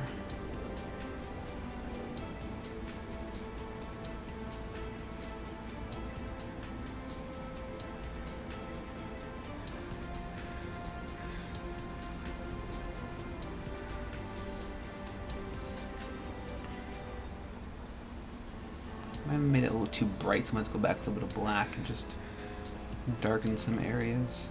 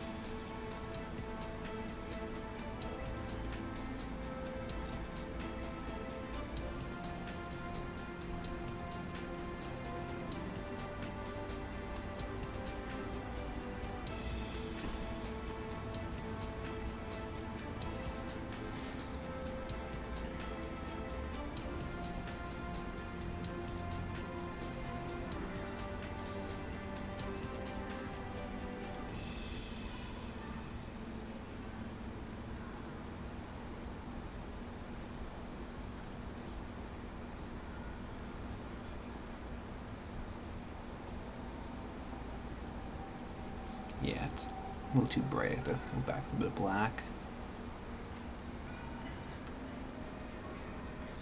That's fine though. Okay.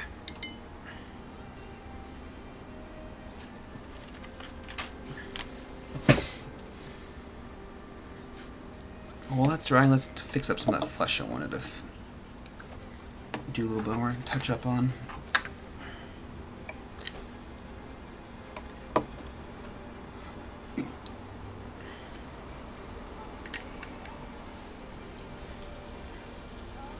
So, Menoth white, calcite flesh, and then some moral white.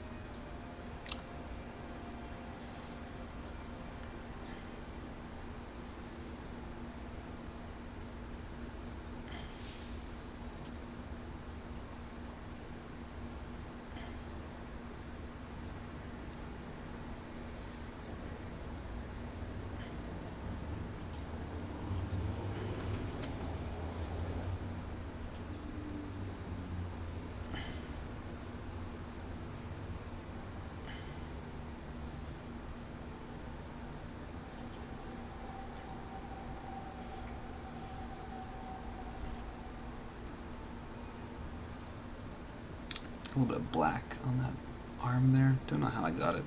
It looks like a fingerprint, so I must have transferred it over.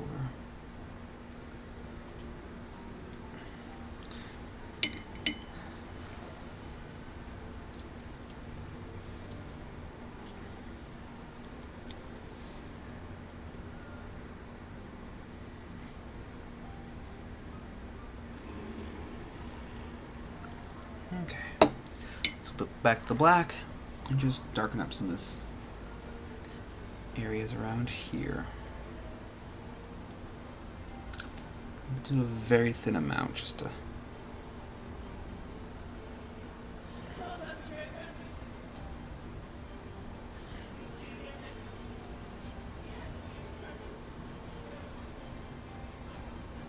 also crispen up some areas too.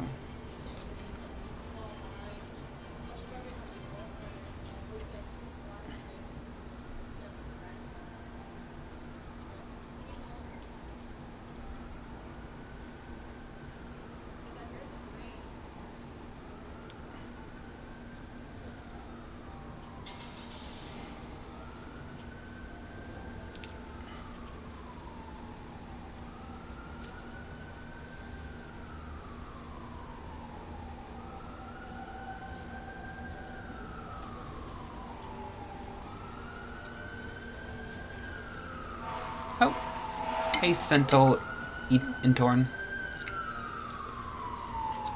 How's it going? Big Chaos fan, I see.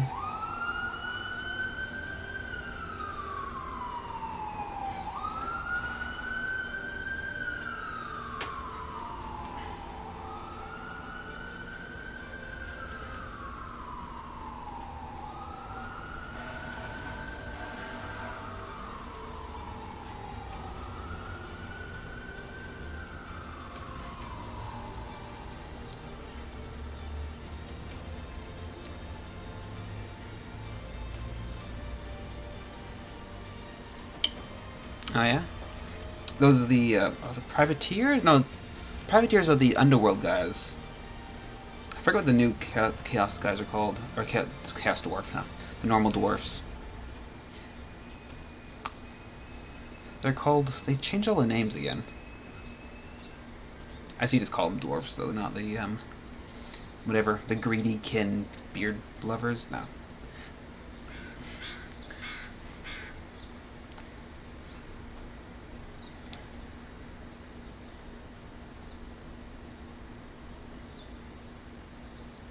So you're doing a dwarf army now?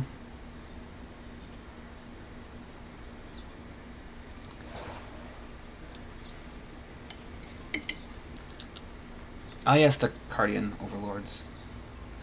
But wouldn't it be like... Wouldn't it be more like flavorful if they called underlords or whatever? Because they're dwarfs, right? They mine. Underlords. What? I think that people have used that term before. It'd be kind of cool. The underminer, no. You're just here with your own fluff. Oh, okay. I guess that makes more sense. But that's... that's like the exact opposite. You'd have dwarves living in the ground, not seeing the sky, then all of a sudden, bam, they're in the sky. But I guess that now that, like, all the places are now living in, like... What? They're all, like, floating rocks? So I guess if you burrow too deep, you just fall through.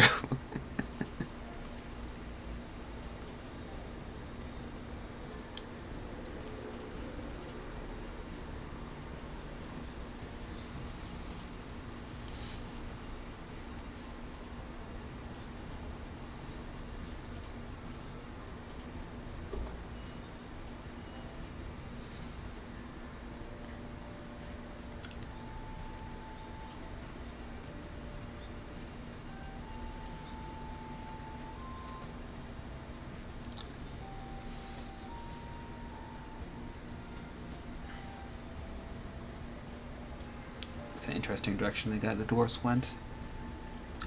Could have gone like the Elder Scrolls way and just gone kaput. Well, isn't that also the GW way? Yeah, they made what Bretonians and the Empire, whatever. Now just like nothing. 'Cause I haven't seen anything. Cosplayers? Yeah, like the Free Guilds. Like, I'm really sad about it because I like the Bretonians, but Empire was like amazing though. Empire was good. Now they're just like Chaos Space Marine. Oh, sorry, just Space Marines.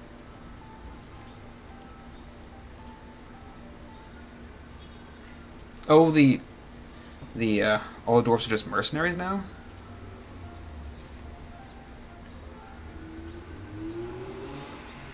Yeah, no, it's kind of sad because no longer like generic humans. You have like these Stormcast or whatever. So.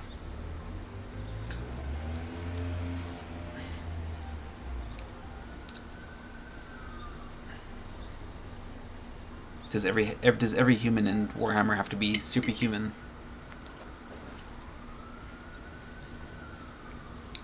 Where's the Imperial Guard version of Warhammer Fantasy?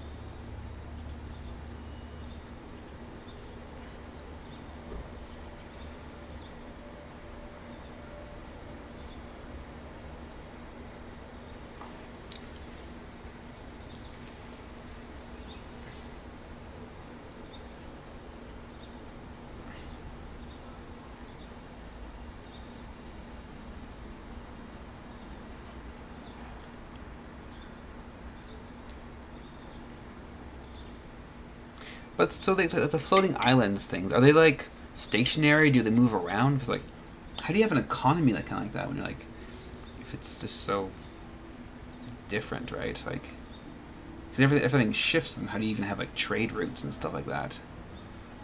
Is there like portals to different land masses, or just like do whatever the hell you feel like? But how do you have like a good solid contract when you like can't find them again?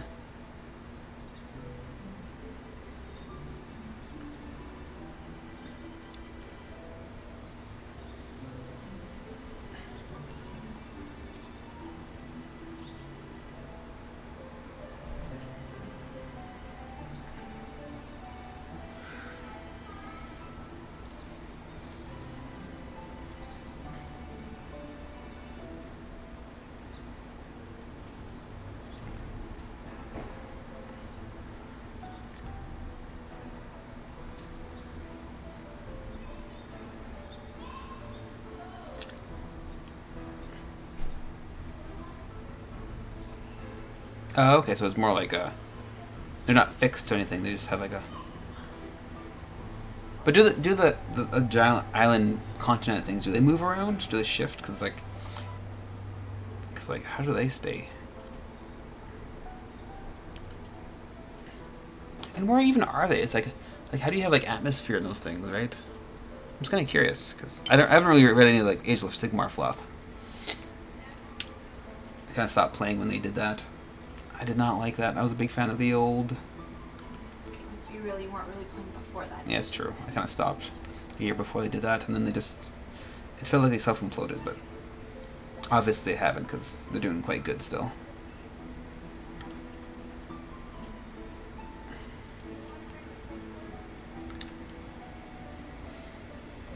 They go with the planet? Are these like... Because like... From what I've understood, they're like not really planets, more like just like flat like planes of existence.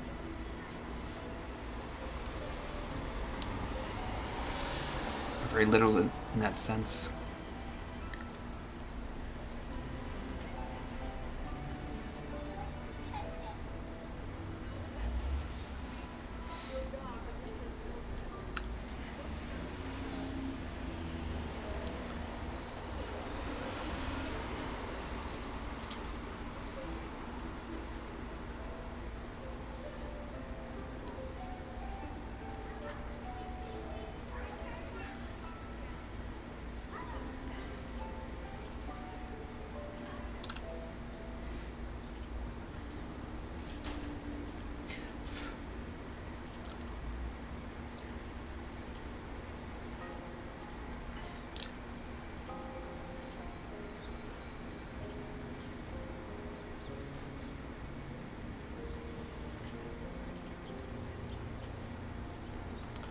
I'm just trying to make sure the lighting kind of makes sense for this axe.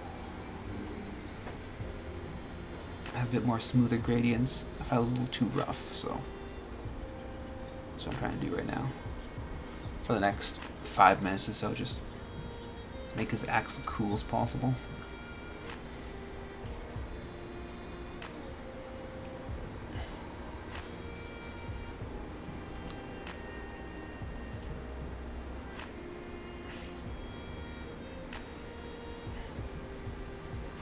Okay. So then, like, the Realm of Fire, whatever thing it is, so it's... Is it like a realm, like, as in, like, a different kind of, like, galaxy kind of thing? Or is it like a... Or, sorry, universe? Like a dimension, you might say? Or is it like a... Okay. So just like an endless expanse of fire.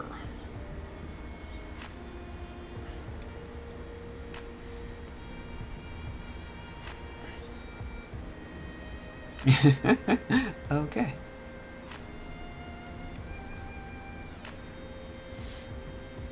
I guess there's also probably a realm of death or whatever. That's where the Gash and his cohorts hang out, probably. Them and their rosy friends.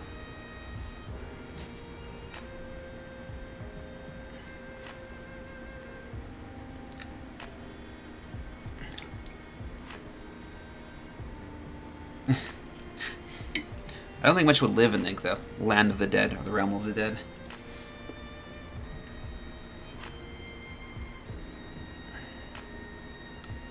It's kind of... You wouldn't live long, or do you immediately die, or just like... It doesn't seem like a very tourist-friendly area.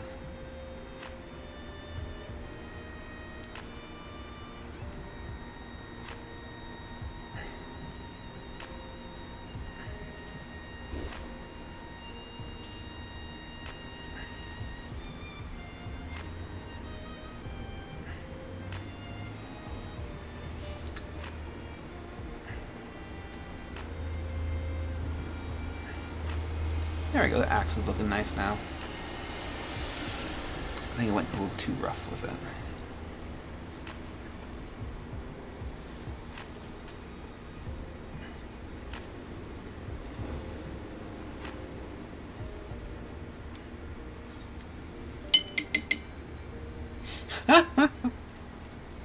That's interesting.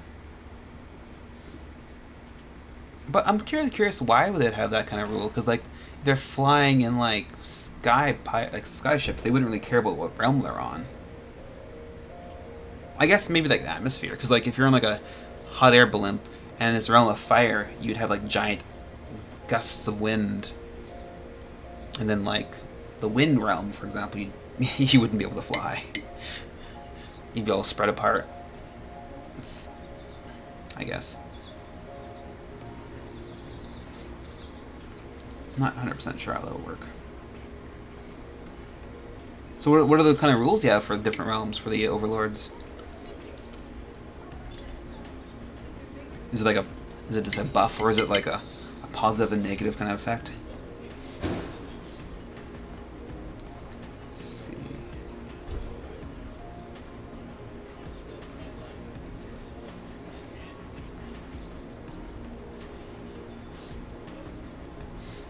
Okay.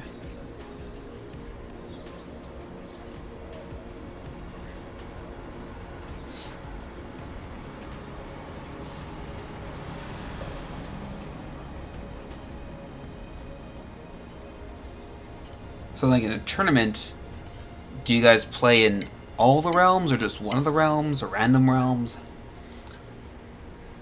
How would you? I guess it's based on per table. So then every game would be different because how would each realm? Interesting.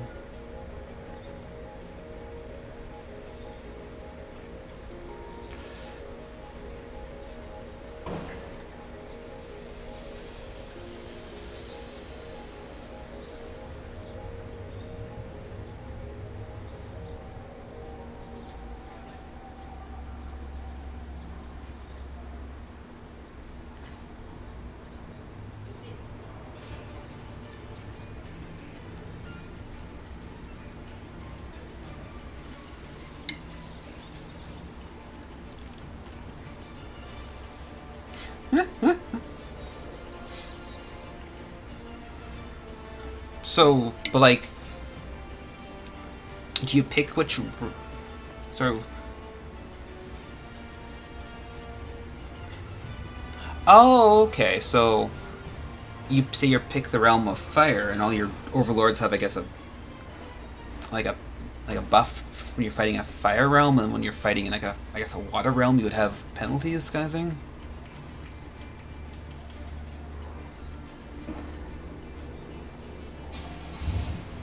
If it's anything based off of like magic, for example. Elements.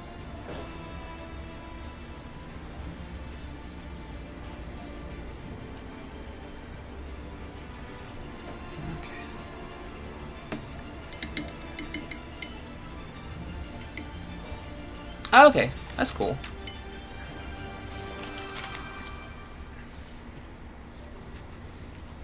Is it like a static buff of like +1 to hit or whatever, or like +1 movement when you're from a realm that you're playing in, or does it like a more of like a fluffy kind of buff?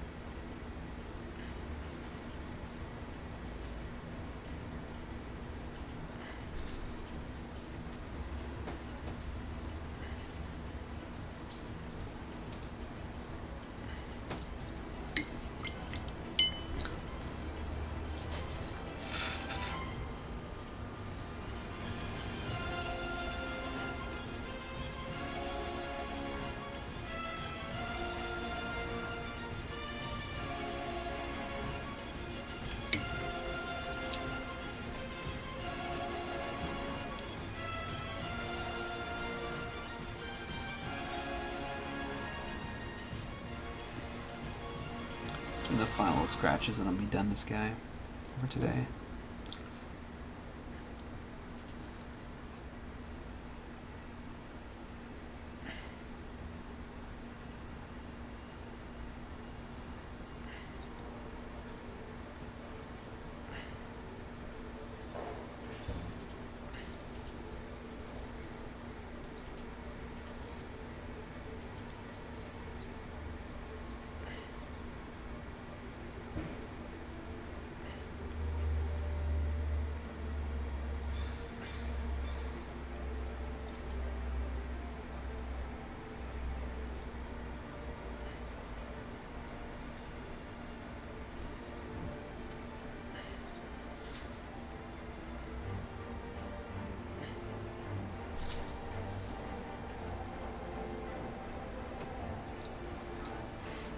Okay. I think I'm happy with that axe. Very axe-tastic.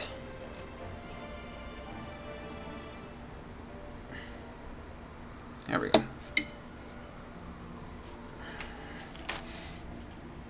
Ah. So that's, oh, what's his face again? Something Bloodsworn? Blood Oath? Blood Eye? Grundann Bloodeye. Grundann Blood Eye, there we go. Almost finished. I'm gonna do the black bits and then the guy's mane, his plume, I guess you'd call it, in the horn. Okay. Thank you so much for watching, guys, and I'll be seeing you guys again Thursday at 4 o'clock and Friday at 4 o'clock as well. So, I'll be finishing off the rest of these, the crew. There's one more model after this one, so I'll be touching up and finishing him tomorrow, or on Thursday, and then working on the last, I think the mage lady, Thursday and Friday. Alright, so hopefully I can see you guys then. Have a good one.